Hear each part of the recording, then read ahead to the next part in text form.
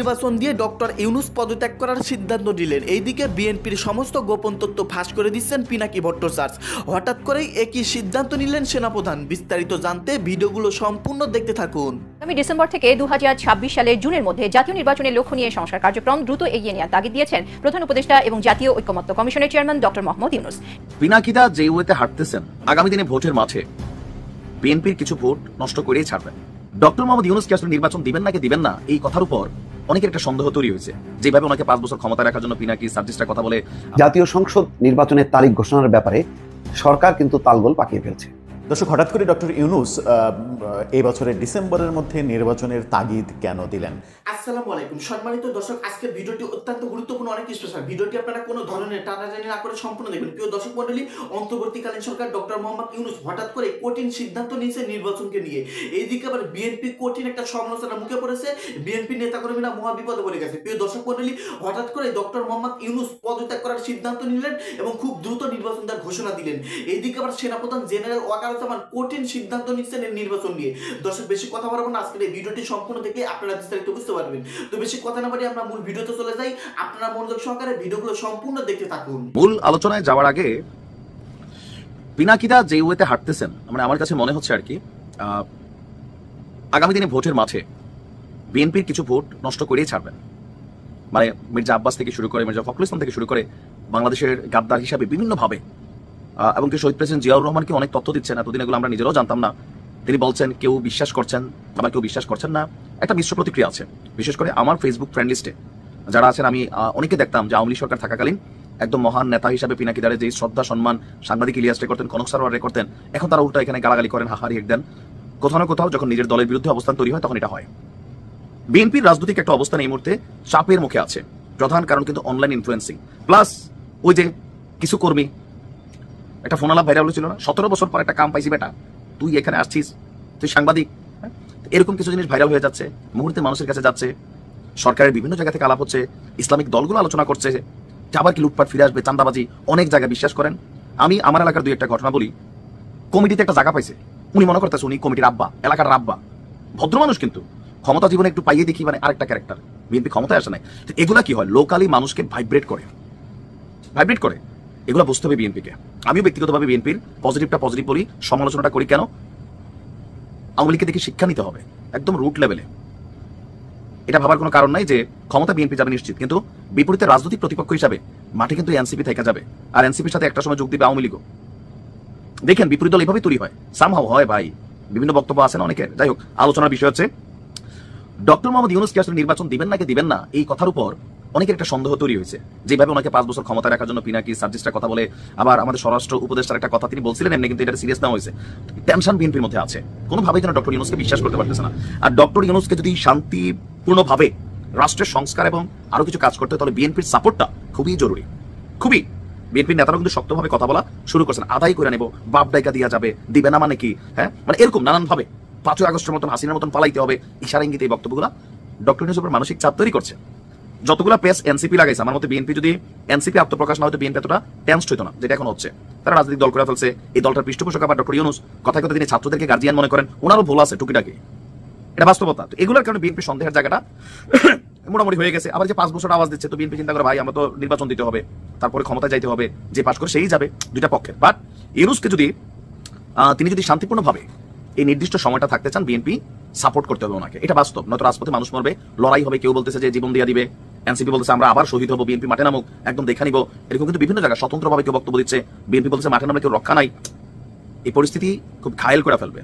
এখন গতকালকে আমাদের প্রধান উপদেষ্টা বলছিলেন যে ডিসেম্বর থেকে আগামী জুনের মধ্যে নির্বাচন করার জন্য সংস্কার কমিশনকে তিনি তাগিদ দিয়েছেন, কিন্তু এই বক্তব্য দিয়েও রক্ষা হয় নাই। বিএনপি তাদের মূল জায়গায় শক্তভাবে দাঁড়িয়ে আছে। আর এই মুহূর্তে বিএনপিকে তিনি উড়াচ্ছেন বিএনপির স্থায়ী কমিটির সদস্য সালাউদ্দিন আহমেদ, প্রভাবশালী নেতা। তিনি বলছেন যে প্রধান উপদেষ্টা যে তাগিদ দিয়েছেন তার সঙ্গে একমত নয় বিএনপি। কেন? তারা বলছে ডিসেম্বরের মধ্যেই নির্বাচন চায়। বিএনপি এর বাইরে অন্য কোনো সময়ে নির্বাচন অনুষ্ঠানের বিরুদ্ধে বলে জানিয়েছেন সালাউদ্দিন আহমেদ। গতকালকে জাতীয় ঐকমত্য কমিশনের চেয়ারম্যান অধ্যাপক মোহাম্মদ ইউনূসের সঙ্গে ঐকমত্য কমিশনের সহসভাপতি আলী রিয়াজ এবং অনেকের সাথে বৈঠক করেন। সেখানে প্রধান উপদেষ্টার এই বক্তব্যের পর সালাউদ্দিন সাহেব তার প্রতিক্রিয়া জানিয়েছেন যে আপনার যদি প্রধান উপদেষ্টা এই কথা বলে যে ডিসেম্বর নির্বাচন অনুষ্ঠানের লক্ষ্য থাকেন, আমরা এটাকে পজিটিভ দেখছি, তবে এর বাহিরে গেলে এটা আমরা পজিটিভ দেখবো না। বিএনপি ডিসেম্বরের মধ্যেই নির্বাচন চায়। তো বিএনপির বিভিন্ন পক্ষ থেকে আলাপ আলোচনা অনেক কিছুতে এটা স্পষ্ট প্রতীয়মান যে নির্বাচনের জন্য আনটিল ডিসেম্বর পর্যন্ত খুবই শক্তভাবে তারা মাঠে নেমে যাবে। আর ডক্টর মোহাম্মদ ইউনূস এই ঝামেলাগুলো নিজের কাঁধে নিতে চাইবে না যদি তিনি আর অন্য কোনো প্ল্যান না থাকে। একটা বেকায়দায় তিনি পড়বেন। তবে আমিও ব্যক্তিগত জায়গা থেকে মনে করি, দেখেন ডক্টর মোহাম্মদ ইউনূসকে আমিও পছন্দ করি। রাজনৈতিক দল হিসাবে এনসিপির পজিটিভ ভূমিকা আছে, নেগেটিভ আছে, কিন্তু ইউনূস সাহেবের হিসাবটা হয়তো একটু আলাদা। তারপরেও একটা নির্বাচনের মাধ্যমে নির্বাচিত সরকার আসা উচিত, অথবা ডক্টর মোহাম্মদ ইউনূস 5 বছর থাকবেন কিনা এইটাও অন্তত একটা নির্বাচনের মাধ্যমে মেক শিওর করা উচিত যে জনগণের এটা কত পার্সেন্ট লুক চায়। ফেসবুকে কমেন্ট লাইক দিয়ে এটা আসলে জাস্টিফাই সুযোগ নাই।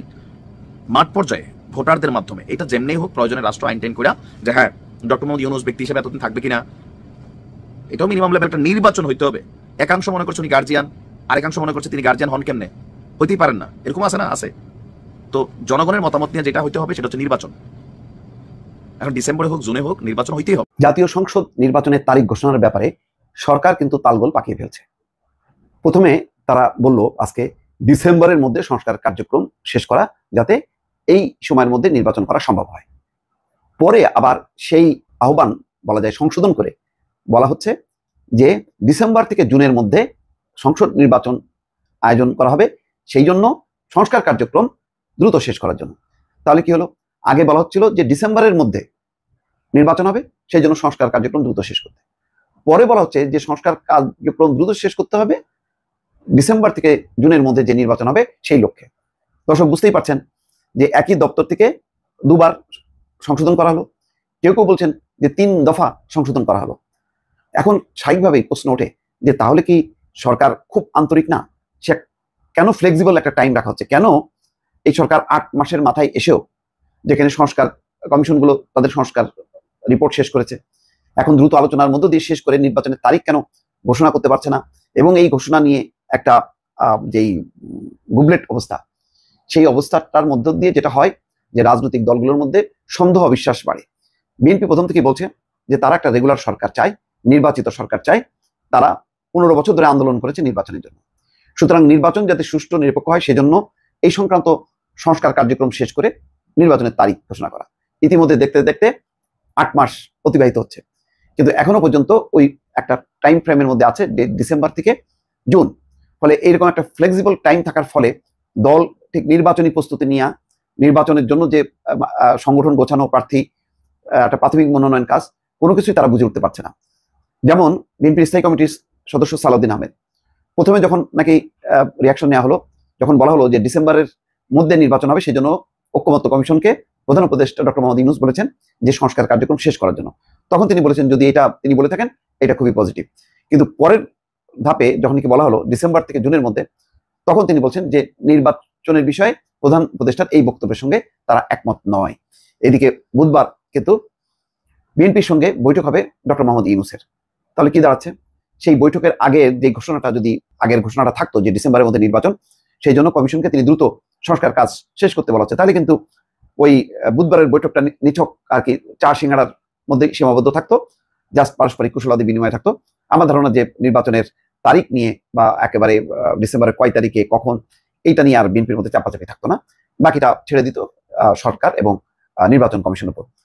কিন্তু একই দিনে একই একটা বৈঠকে জাতীয় ঐক্যমত্য কমিশন, যেখানে ছিলেন অধ্যাপক আলী রিয়াজ এবং ছিলেন বদিউল আলম মজুমদার, গুরুত্বপূর্ণ 2 সদস্য, তাদের সাথে বৈঠকের যে ঘোষণা, প্রেস রিলিজ, সেই প্রেস রিলিজ যখন নাকি সংশোধন হয়, প্রথম অবস্থা থেকে দ্বিতীয় অবস্থায় যায়, তখনই বোঝা যায় যে সরকার বোধহয় একটা দ্বিধাদ্বন্দ্বের মধ্যে আছে বা সরকার ভিন্ন কোনো চিন্তা করছে, এমন একটা পারসেপশন দাঁড়ায় যায়।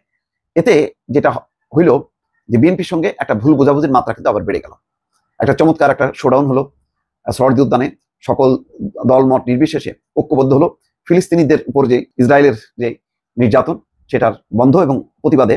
সেই ঐক্যটা কিন্তু এখন এসে এই নির্বাচন প্রশ্নে কিন্তু একটা ধাক্কা খাবে বলে শঙ্কা করছি।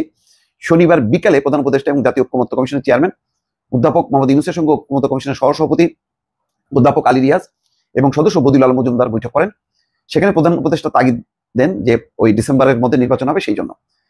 এরপর রাতে বিএনপির বিভিন্ন সংস্কার প্রস্তাব তৈরির সঙ্গে যুক্ত সালাউদ্দিন আহমেদ প্রথম আলোকে প্রতিক্রিয়া জানান যে যদি তিনি বলছেন যে প্রথমে তো বলছেন যে যদি এটা বলে থাকেন তাহলে পজিটিভ, কিন্তু আগামী ডিসেম্বর থেকে জুনের মধ্যে জাতীয় সংসদ নির্বাচন অনুষ্ঠানের লক্ষ্যে সংস্কার কমিশনকে যে দ্রুত কাজ এগিয়ে নিয়ে যে তাগিদ দিয়েছেন তার সঙ্গে একমত নয় বিএনপি।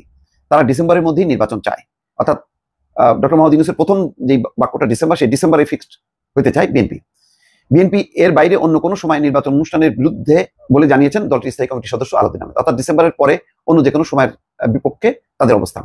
তিনি এই প্রতিক্রিয়া দেন এর আগে ডিসেম্বরের মধ্যে জাতীয় সংসদ নির্বাচন অনুষ্ঠানের লক্ষ্যে যে ঐক্যমত্য কমিশনকে সংস্কার কার্যক্রম দ্রুত এগিয়ে নেওয়ার তাগিদ দিয়েছেন বলে গণমাধ্যমকে জানিয়েছিল প্রধান উপদেষ্টা প্রেস উইং। তখন সালাউদ্দিন আহমেদ জানিয়েছিলেন যদি তিনি অর্থাৎ প্রধান উপদেষ্টা এই কথা বলেন তাহলে সেটা আমরা পজিটিভলি দেখছি।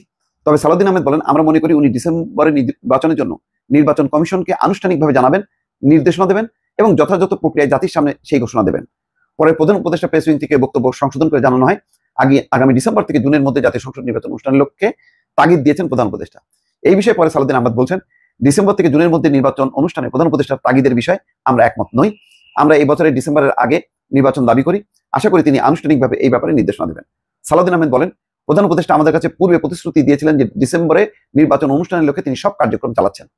আমরা সেটা জাতির কাছে আনুষ্ঠানিকভাবে জানানোর অনুরোধ করেছিলাম যাতে জাতি আশ্বস্ত হয়, গণবিরোধী শক্তি যাতে কোনো ষড়যন্ত্রের সুযোগ না পায়। কিন্তু তিনি অন্য একটি ফোরামে গিয়ে নির্বাচন ডিসেম্বর থেকে জুনের মধ্যে করার কথা বলেন। আমরা এর প্রতিক্রিয়া জানিয়েছি, উনি এখনো সে কথা বললে আমরা তার সঙ্গে একমত নই। বিএনপির এই নেতা আরো বলেন প্রধান উপদেষ্টা যদি ডিসেম্বর থেকে জুনের মধ্যে জাতীয় সংসদ নির্বাচন অনুষ্ঠানের লক্ষ্যে থাকেন তাহলে রাজনৈতিক দলগুলোর সঙ্গে বসে তাদের সিদ্ধান্ত নিতে হবে তারা কোনো কর্মসূচি দেবেন কিনা। সালাউদ্দিন আহমেদ বলেন আগামী 16 এপ্রিল আমরা প্রধান উপদেষ্টার সঙ্গে বলবো, আমরা জানতে চাইব আসলে উনি কি চাইছেন।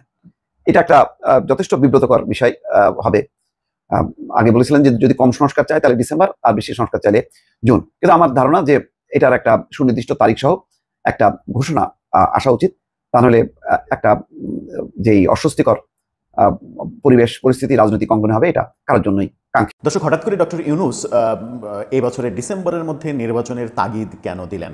আজকে যে সংস্কার কমিশন, ঐক্যমত্যের কমিশন, সেই কমিশনের দুইজন সদস্য ডক্টর আলী রিয়াজ এবং বদিউল আলম মজুমদার, তারা দুজন যমুনায় ডক্টর ইউনূসের সঙ্গে মিটিং করতে গেলেন এবং সেখানে ডক্টর ইউনূস তাদেরকে ডিসেম্বরের মধ্যে নির্বাচনের কথা মাথায় রেখে সংস্কার কার্যক্রম এগিয়ে নেওয়ার কথা বলেছেন।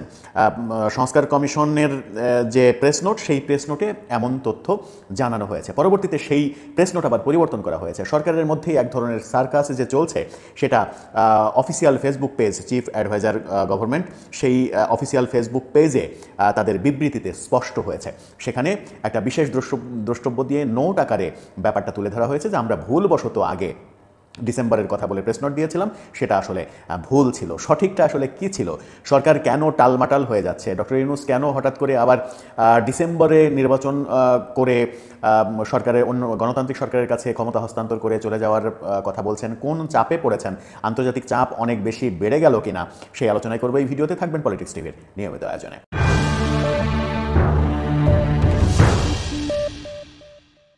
দর্শক, পলিটিক্স টিভির নিয়মিত ভিডিওগুলো এখন থেকে স্পন্সর করছে প্রজাপতি.tv, নতুন ওটিটি প্ল্যাটফর্ম। আপনারা চাইলে ইউটিউবে, ফেসবুকে, ইনস্টাগ্রামে, টিকটকে দেখে নিতে পারেন। ডেসক্রিপশন বক্সে লিঙ্ক দেওয়া থাকবে, সেখান থেকেও আপনারা দেখে নিতে পারেন প্রজাপতির কার্যক্রম। চলে যাচ্ছি মূল ভিডিওতে। দেশের সেনাপ্রধান যখন দেশের বাইরে অবস্থান করছিলেন, আজকে সেনাপ্রধান ফিরে এসেছেন। ঠিক সেদিনই প্রধান উপদেষ্টার সঙ্গে বিশেষ বৈঠকে লিপ্ত হলেন ডক্টর আলী রিয়াজ, ঐক্যমত্য কমিশনের ভাইস চেয়ারম্যান, এবং সদস্য বদিউল আলম মজুমদার। এই দুজন প্রধান উপদেষ্টার সঙ্গে কথা বললেন যমুনায়। আজকে বিকেলের ঘটনা সেটি।